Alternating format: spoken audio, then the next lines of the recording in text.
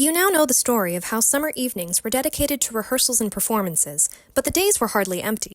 While I was in Annie and High School Musical, I went to a summer camp run by my state's chapter of the Knights of Columbus. It was only about a mile or so from my school, so a lot of my classmates went to this camp too. It was your typical day camp: swimming, running around in the woods, getting ice cream from the snack bar. Though a fun little activity they did the last week of summer was something they called the gold rush, where they would paint a bunch of rocks gold and hide them all around the camp. Each group had to find as many as they could and bring them back to the main camp building, but if you were tagged by a counselor, you had to drop all of the gold you were holding. It was a fun camp, but as previously stated in my other story times, I'm not really a sporty kid, so I didn't stay at Knights of Columbus for more than 2 years. The one summer I did musical theater camp, which is where I met my wonderful fiancé Z, had been the same summer as High School Musical, but it was after the Knights of Columbus camp, and rehearsal for High School Musical, had ended. The third summer, when I was doing Joseph at the high school where my mom worked, my parents sent me to a different summer camp run through my community center recreation department. My hometown is smack in the middle of 2 major cities, but it honestly felt like its own little world. It's a very progressive and tight-knit town, and a lot of people that live there are artists and against-the-grain kind of people like me. There were 2 specific camps that I was a part of: Creative Kids Camp and Circus Camp. Both camps were coordinated by the same man, Mr. Chris Cherry. You may have remembered him as the principal in The Face in the Mirror. Chris Cherry is one of the kindest, most open people I have ever met. He'd been running Creative Kids Camp since I was a toddler, probably even before that. It was a theater/creative arts camp, similar to musical theater camp. Both were camps that met for 2 weeks per session, and at the end of those 2 weeks, the kids would all put on a performance. Though the difference was that Circus Camp and CKC had 4 2-week sessions every summer, and MTC only had 1 session. However, unlike MTC, which had a more cabaret-style performance, CKC had an actual show, written and composed by Chris Cherry himself. This man has written over a dozen shows, each with at least 10 songs, all composed and written entirely by him. I only attended the camp as a camper for 2 years, but all throughout high school and college I worked as a counselor at this camp, and I still do to this day. However, when I was a kid, the camp that I attended most was Circus Camp. While both CKC and Circus Camp were coordinated by Chris, Circus Camp was run by a man named Greg May, a former Ringling Brothers clown. Similar to Chris, Greg was a wonderfully kind man and a fantastic mentor. He taught me the importance of laughing at myself, and a lot of the physical comedy he taught me at camp are bits that I still use for my murder mystery job. For example, Greg taught us how to properly fall over without hurting ourselves, which, as you can imagine, for someone who has to pretend to fall down dead a lot, this very much comes in handy.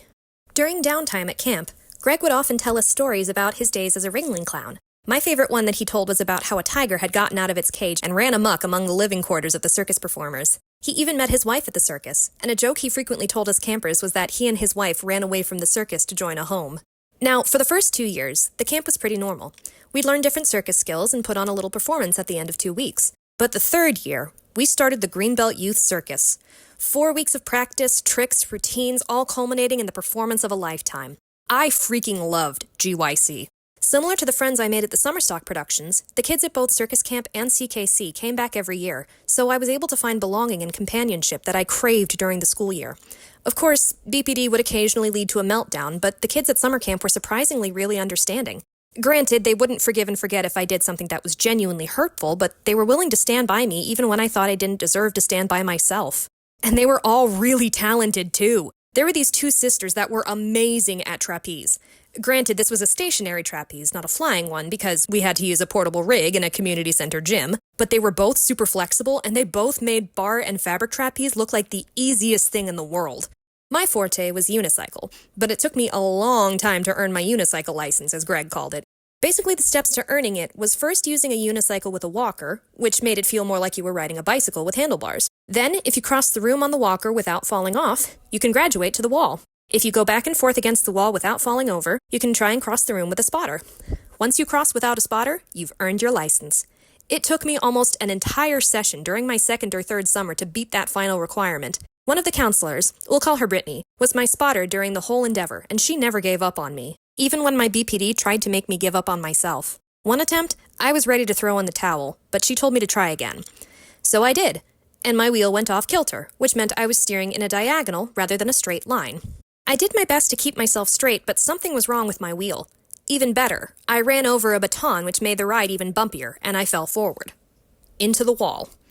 I hadn't fallen off, and I hadn't reached for Brittany. Even with a screwed up wheel and a bumpy ride, I somehow did it. To this day, I can still ride a unicycle like a beast, and I honestly love riding. Granted, I don't get to do it very often, but when I do, I still love it just as much as I did as a kid. Unfortunately, Greg stopped running circus camp shortly after my sophomore year of high school, so I didn't see him again until these 2 past summers when he started up the camp again. To say I was glad that the other kids got to have the same fantastic experience that I did was an understatement. But either way, I'm glad that I was lucky enough to have been under his guidance. After I graduated 8th grade, I started working as a counselor in training at CKC, which made the younger kids at circus camp call me a traitor, but I needed the service hours in order to graduate high school. What can you do?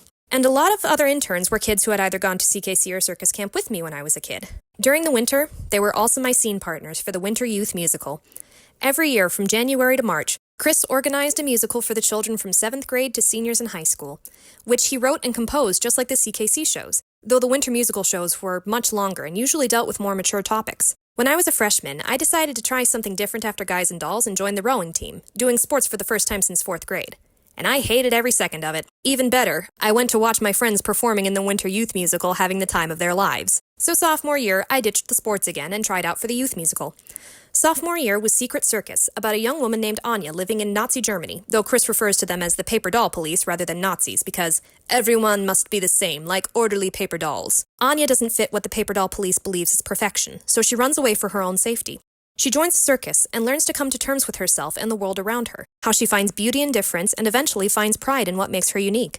At the end, the circus ends up horrifying the paper dolls so badly because they didn't realize they'd been cheering for the people on their lists. They're horrified so badly that they run the circus right out of town. It's hard to write a happy ending for such a bleak show, but somehow Chris managed to make something horrible seem hopeful for those involved. But he didn't shy away from the darker parts of history. He outright called it a holocaust in one song, but he emphasizes the importance of staying together and unified in the face of people who only wish to see us divided. I played Vittoria, the lion tamer who was pretty abusive to the lion Ezra, who was the only lion unable to roar. Ezra and Anya become friends early on, and Ezra learns how to roar when he defends Anya from the paper doll colonel, who also learns to see beauty in difference after he's scarred by Ezra, and has to come to accept his new scars. While I wasn't the biggest fan of my character, I didn't care because the rehearsal process itself was so much fun. It wasn't a high-end professional show like the summer stock performances, but it felt so much more personal that way. Instead of velvet curtains, there were portable black pipe and drapes. Instead of a huge theater with folding cloth seats, there was an old gymnasium with set-up risers and metal chairs. Instead of a whole pit orchestra, there was Chris's husband playing the piano. But we didn't need fancy. We didn't need extravagant. We didn't need anything but each other. These were performances built from the ground up with love and unity, and at the helm was Chris, our fearless leader. For many of us, he may as well have been a second father. He was always warm and open, and he made everyone feel like they belonged. Junior year was probably my favorite winter musical. The School for Superheroes presents Orlando Furioso the Musical. I know the title is a mouthful. The show was long as hell, too, but it was so much fun you barely even noticed. My character for the School of Superheroes was Copycat. Our homeroom was full of students with really lame powers. For example, there was Gift Girl, who could pull whatever she needed out of a magic chest. That was the size of a sofa. There was also Etiquette Boy, who had the power of perfect manners. Pretty Girl, who was constantly pretty, no matter what. Can't hide in the background, can't fade or blend in. My dreams of anonymity are gone. Don't like the attention or causing the tension. Just thought I would mention I'm Pretty Girl, and my power is always on. There's a little sample of some Chris Cherry songwriting. My power was that I could make copies of myself. Except they didn't look anything like me or like each other. My backstory was that I was in a workplace accident at Kinko's when a printer exploded, though the toner was low, so my copies are all a mess that don't look anything like me. And they couldn't act independently. They could only say and do what I did at exactly the same time. Now that I think about it, that's a pretty good metaphor for BPD.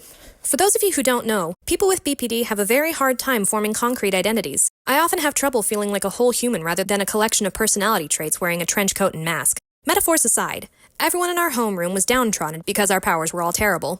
Well, beggars can't be choosers, we're misfits and we're losers. When it comes to being heroes, we're just a bunch of zeros. But us lame-powered kids were all united by our fearless leader, Musical Theater Kid, who felt the best way to combat the difficulties of the world was through a performance of the Italian epic Orlando Furioso. My character for the play within a play was Marfisa, and playing her was really significant for me. I mentioned in my rainbow hoodie dress video that I was in an abusive relationship when I was about 15, and I ended that relationship the summer before my junior year. It took a very long time to come to terms with what my ex put me through, and I very much felt like a broken doll when Winter Musical rolled around. Marfisa was the opposite of how I was feeling. Marfisa was fierce and independent, and she didn't let any man mistreat her. Marfisa's backstory is that she's the long-lost younger sister of the main character Ruggiero, but neither of them knew this because Marfisa had been kidnapped from her family when she was a baby and sold into slavery. But she taught herself to fight in secret, and when she was ready, she killed her captives and set her fellow slaves free. Playing such a strong and confident woman who still kept her strength after being hurt by so many men made me feel strong again. And while it took a very, very long time for me to reach the place where I am now in terms of what happened to me as a teenager, playing Marfisa and reminding myself that I am strong and I am worthy helped start me on that path. This also came at a very politically significant time. 2016 was the year of the Syrian civil war, which meant that there were hundreds of refugees coming into all countries. As it usually is, America was very reluctant to let refugees in, and there was a lot of religious unrest that was happening as well. There were two songs that called attention to these issues that I think handled them masterfully. One of them is called Black and White, and I'll let that one speak for itself. Syria showed me the color of despair. In Syria I had a family, now there's no one there. Certainty unleashed the forces of the night. I'm a refugee in a tragedy set down in black and white. If you had to flee, what would you carry? If you had to run, what would you wear? How would you explain it to your children who thought they would be sheltered in your care? Everything is black or white. Everything is either or. Everything is wrong or right. So I always thought before. Everything is black or white. That's what leads to holy war.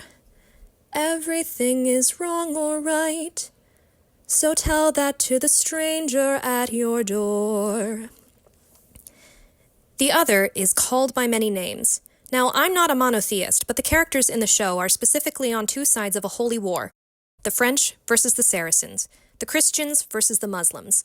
The original text has all of the Muslim characters either converting to Christianity or being killed, but Chris rewrote it so that the majority of the Muslim characters stay as Muslims. But one character, that remains a Muslim, calls out another that converts. This second character sings, Called by Many Names.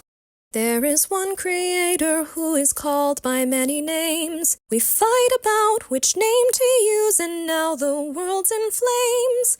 We're brothers all and sisters dear. The same creator put us here. So now it's time to end these deadly games and serve the one we call by many names. I still think that sentiment stands true, and there is one line that I still quote to this day, and have even used it in one of my stories. Heaven may have many doors. You honor mine. I'll honor yours. I truly wish that more people could see the world with this kind of mindset. Honestly, if more people saw the world the way Chris Cherry sees it, I think the world would be a much kinder place. Senior year, the Winter Musical was Buried Treasure, and this also came at the perfect time. Buried Treasure is about 3 high school students who fall down a mine shaft and end up in the mystical underworld. Josh, who's brave as a lion, Harriet, who's wise as an owl, and Miranda, who is always as good as gold. Throughout the course of the show, the 3 heroes learn what it truly means to be brave, wise, and good.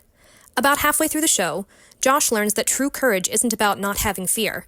It's about able to walk through those fears with your head held high, especially when it comes to protecting those who can't protect themselves. Miranda learns that true goodness isn't about status or manners or reputation. It's about being kind to those who the world forgets. And Harriet learns that while she is book smart, she was never actually wise, and that true wisdom comes from the heart. As I mentioned in my previous video, senior year was where my depression started to get bad. I wasn't finding any joy in the things that used to be my bread and butter. Theater was my only escape, and I was still worried about my future. Was I making the right choice for college? Did I still even want to be a writer? Was I really the smart, capable girl that people saw? I tried to talk to my parents about my doubts and worries, but as much as I love my parents, sometimes their approach to emotional topics is too analytical, so I didn't often feel heard when I had these kinds of conversations with them. Chris heard me, and Chris helped me feel not as alone. All of the other kids did. A lot of people say that casts for performances often feel more like family than fellow actors, but this cast felt like a family through and through. When Chris told you he was proud of you, you felt proud of yourself too. There's one moment in Buried Treasure where Josh finds a kitten, though in reality it was just a stuffy, that he calls Frady, and he learns to be brave in order to protect Frady from the monsters in the underworld. After the final performance, Chris lined up all the graduating seniors on the stage and gave us each our own Frady, to help us feel brave, even when the world becomes frightening. I still have mine, and I still hug it when I have difficult days. Even after graduating from high school, I still stayed in touch with Chris, and we still frequently email back and forth.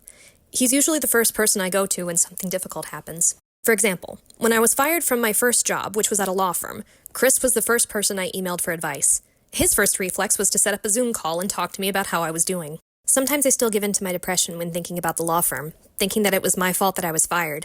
But when I told Chris the stories of what my boss put me through, he laughed and told me to write a play, because the comedy of what a poor boss she'd been quite literally wrote itself. To this day, I still email Chris when I need advice or when I need a listening ear, and I'm still involved in CKC every summer. I sometimes think that I'm not a valid grown-up for not having a full-time job, and trust me, it's not from a lack of looking. But I love seeing how happy those kids are, especially when it's something that I've done. There are some kids that beg me to read them my stories, which, when you're doubting your skills as a storyteller, having a group of children who don't hesitate to tell you that you look better with makeup, true story, begging for you to tell them a story does wonders for your self-esteem. And knowing that I'm making a difference in these kids' lives also really helps. 2 years ago, I started something called the Recess Writers Guild. My asthma has only gotten worse as I've gotten older, so I can't run around as much as I used to, especially when it's hot out. So I started a little club for the kids who don't feel like going crazy during recess, and there's a bunch of kids who have told me that they love writing with me. One girl even said that she wanted to be a writer when she grows up. I often leave at the end of the camp day exhausted and worn out, but also happy to know that I'm building up the kids the way I was built up. It's always so heartwarming to watch Chris and Greg with the kids. They're just as open and welcoming as they were when I was a camper. I'm so grateful to have both of them, and I'm so glad that I had them as mentors growing up. It's because of them that I am who I am, and I can only hope that I continue to make them both proud.